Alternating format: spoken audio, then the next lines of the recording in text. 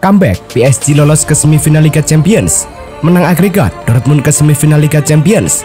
Piala Asia U23, Thailand hajar Irak. Piala Asia U23, 10 pemain Jepang bungkam Cina.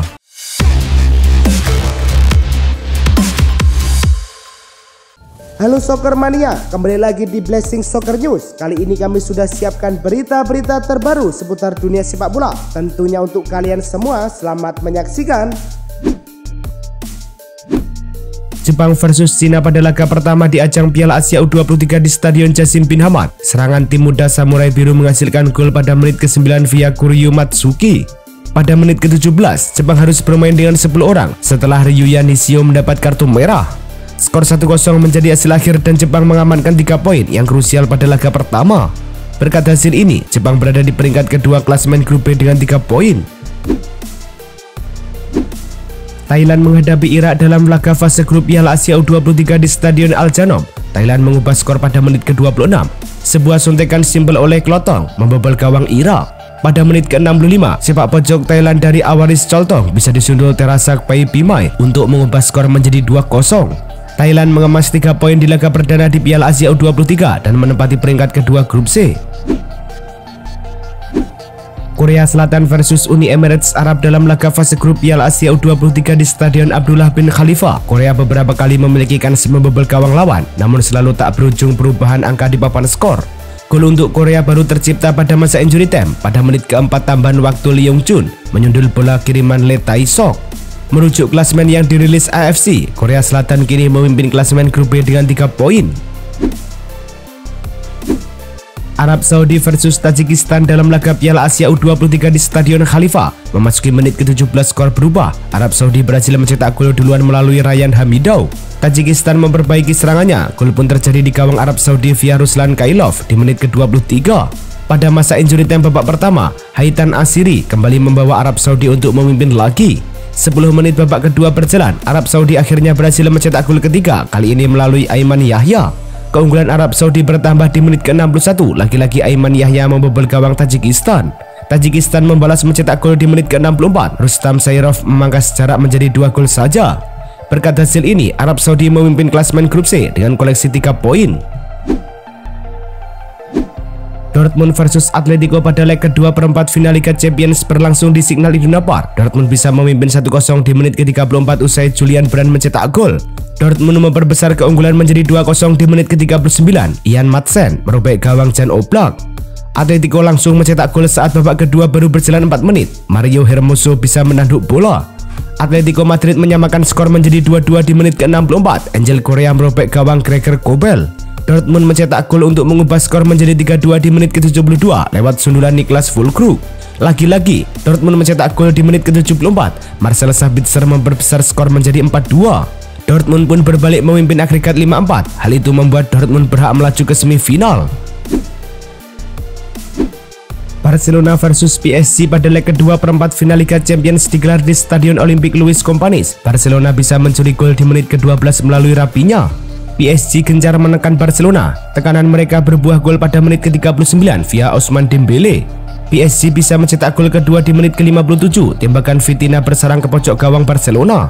PSG mendapat hadiah penalti. Kylian Mbappe menjadi eksekutor menjalankan tugasnya dengan baik. Lewat serangan balik cepat PSG tebar ancaman. Mbappe bebas di depan gawang dan cetak brace di laga ini. PSG melaju ke semifinal Liga Champions usai membalikan agregat menjadi unggul 6-4. Kylian Mbappe pantas disebut sebagai pemain terbaik alias man of the match Barcelona versus PSG. Dia sempat kesulitan di awal laga, tapi akhirnya menemukan ruang untuk mengeksploitasi pertahanan Barca. 2 gol Mbappe adalah 2 gol krusial yang membawa PSG unggul secara agregat. Dia mencetak gol ketiga tim di menit ke-61, lalu memaksimalkan penalti di menit ke-89. Secara keseluruhan pun Mbappe tampil baik dengan total 7 percobaan tembakan. Dia juga mencatatkan 93% umpan akurat, termasuk diantaranya 2 umpan kunci. Marcel Sabitzer layak dinobatkan sebagai pemain terbaik alias man of the match Borussia Dortmund versus Atletico Madrid. Sabitzer membuat 2 assist untuk gol kedua dan gol ketiga Dortmund, lalu mencetak gol keempat tim di menit ke-74. Artinya, dia terlibat langsung dalam 3 gol penting untuk membawa Dortmund menang. Menariknya, Sabitzer hanya membuat 35 sentuhan bola di laga ini. Bahkan dia hanya membuat total 24 operan. Pergerakan minim semacam itu ternyata efisien menghasilkan 2 assist dan 1 gol. Dua gol yang dicetak oleh Kylian Mbappe ke gawang Barcelona pada musim ini membuat penyerang PSG itu sudah mencetak 40 gol di semua kompetisi pada musim ini. Catatan itu membuat Kylian Mbappe menjadi pemain pertama di kompetisi teratas sepak bola Eropa yang mampu melakukannya pada musim ini. Dua gol ini juga membuat Kylian Mbappe sudah berhasil mencetak 4 gol di fase knockout yang digelar di Barcelona. Dua gol yang dicetak Kylian Mbappe di markas Barcelona membuatnya tercatat sudah mencetak 15 gol di fase knockout Liga Champions. Catatan itu membuat bomber asal Prancis itu hanya kalah dari Cristiano Ronaldo yang tercatat pernah mencetak 23 gol dalam 39 pertandingan di fase knockout Liga Champions. Sementara Kylian Mbappe mencatat 15 gol di fase knockout itu dalam 12 pertandingan. Kylian Mbappe sudah sejajar dengan Ibrahimovic dan Shevchenko yang sama-sama mencetak 48 gol di Liga Champions. Atletico Madrid tersingkir di babak perempat final untuk ketiga kalinya secara beruntun, sementara Dortmund untuk pertama kalinya akan tampil di semifinal sejak 2012-2013. Namun tidak semuanya adalah kabar buruk untuk Atleti, dengan juga kalahnya Barcelona. Ini membuat mereka berhasil lolos ke Piala Dunia antar klub 2025 menemani Real Madrid sebagai wakil Spanyol. Sementara Barcelona dipastikan gagal lolos karena kalah koefisien dari Atletico Madrid. Usai sudah musim Naby Keita bersama Werder Bremen, ia mendapat hukuman skorsing hingga akhir musim dan tidak lagi menjadi anggota skuad utama. Hukuman ini diberikan karena Keita mangkir dari kewajibannya dan menolak masuk skuad untuk pertandingan melawan Bayer Leverkusen akhir pekan lalu. Keita yang kecewa berat tak bersedia berangkat ke stadion dan memilih pulang ke kediamannya. Sepanjang musim ini, ia baru mampu mencatat 5 penampilan di Bundesliga dan cukup sering keluar masuk ruang perawatan akibat berbagai cedera. Thomas Tuchel memang dipastikan akan meninggalkan Bayern Munchen di akhir musim nanti. Akan tetapi, sejumlah media Jerman berspekulasi di Roten tidak akan segan-segan mendepak Tuchel apabila tak kunjung mempersembahkan kemenangan. Presiden Bayern Munchen Herbert Hainer memastikan Thomas Tuchel akan tetap bertahan hingga akhir musim 2023-2024. Hainer mengaku sudah mulai gerah menghadapi berbagai pertanyaan mengenai masa depan Thomas Tuchel. Erik ten Hag nampaknya tidak perlu khawatir jika ia dipecat oleh Manchester United di musim panas nanti. Mantan klubnya, Ajax Amsterdam, dilaporkan siap untuk menampungnya kembali. The Telegraph melaporkan bahwa ini disebabkan semenjak ditinggal Erik ten Hag, performa Ajax Amsterdam jeblok. Mereka kesulitan bersaing di papan atas Eredivisie.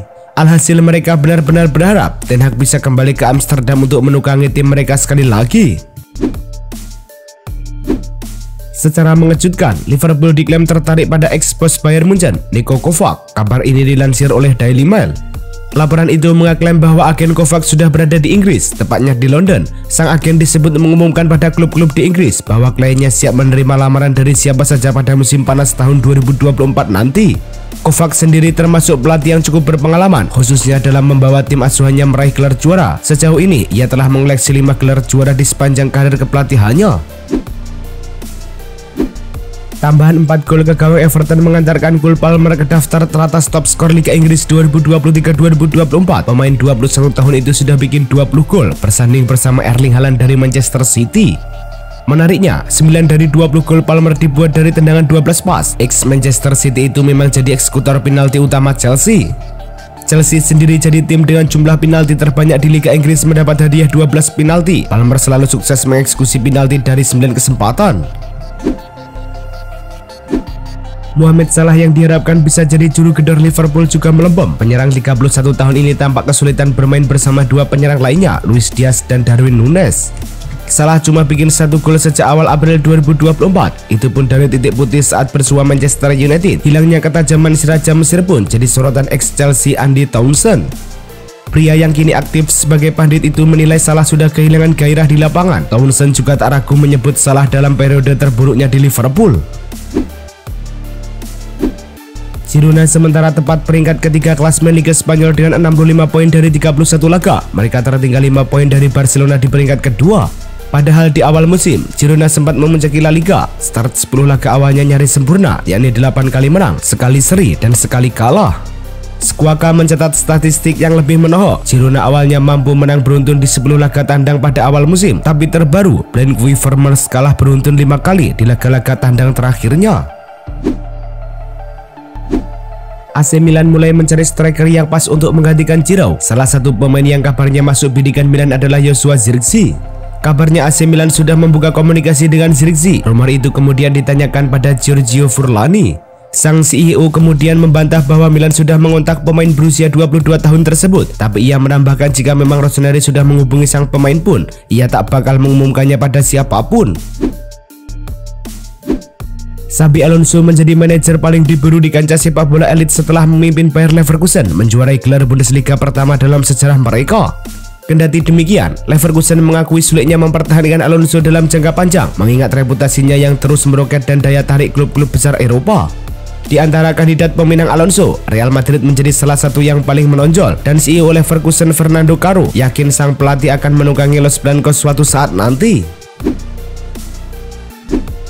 Di akhir pekan kemarin, Arsenal mendapatkan kabar buruk. Kapten mereka Martin Odegaard harus ditarik keluar lebih awal karena mengalami cedera saat melawan Aston Villa. Namun jelang menghadapi Bayern Munchen, skuad Arsenal bisa bernapas lega karena Odegaard dikonfirmasi sudah ikut latihan.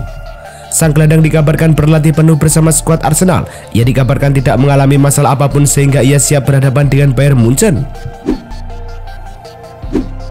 Pelatih Bayern Munchen Thomas Tuchel dibuat pusing 7 keliling karena Alphonso Davies tidak bisa tampil pada partai leg kedua partai perempat final Liga Champions melawan Arsenal. Tuchel pun mengaku belum tahu sosok yang bakal mengawal sisi kiri lini pertahanan di Rotten di laga nanti. Davies dipastikan absen karena mengalami skorsing akibat akumulasi kartu kuning. Pemain berpaspor Kanada itu mendapat kartu kuning ketika membela Panji di Rotten pada partai leg pertama di markas Arsenal pekan lalu. Dewa United berhadapan dengan Persebaya di pekan ke-31 BRI Liga 1. Di menit ke-40 Dewa United sukses memecah kebuntuan. Ricky Kambuaya sukses menjebol gawang Persebaya. Gawang Persebaya justru bobol di menit ke-68. Ahmad Noviandani mencatatkan namanya di papan skor. Di menit ke-72, keunggulan Tangsel Warriors meningkat menjadi 3-0. Alex Martins yang membobol gawang Persebaya. Berkat hasil ini, Dewa United naik ke peringkat 5 klasemen BRI Liga 1 dengan raihan 47 poin. Bayangkara FC berhadapan dengan Persik Kediri di BRI Liga 1. Bayangkara FC langsung tancap gas. Alhasil baru 2 menit laga berjalan, Bayangkara unggul 1-0 usai Matias Mier cetak gol. Di menit ke-18, Matias Mier kembali mencetak gol keduanya. Skor berubah menjadi 2-0 untuk tim tamu. Baru 5 menit babak kedua berjalan, Bayangkara berhasil unggul 3-0 usai Matias Mier bikin hat-trick. 3 menit berselang, Raja Nainggolan hat-trick assist setelah umpannya diselesaikan Marcelo Herrera. Tidak mau ketinggalan, Dendi Sulistiawan ikut mencatatkan namanya di papan skor pada menit ke-59. Di menit ke-86, keunggulan Bayangkara FC melebar menjadi 6-0 usai Titan Agung sukses mencatatkan gol.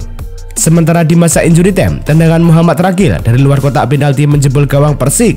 Berkat hasil ini, Bayangkara FC masih berada di peringkat ke-17 dengan raihan 23 poin.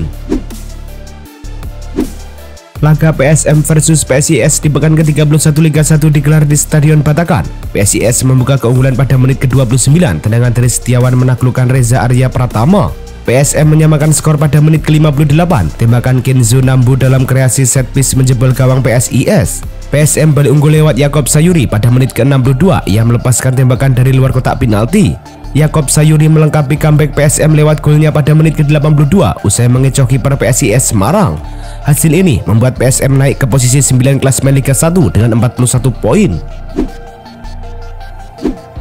Itulah tadi kumpulan berita-berita terbaru dari kami. Simak terus berita-berita terbaru lainnya dan jangan lupa like, komen, dan juga subscribe.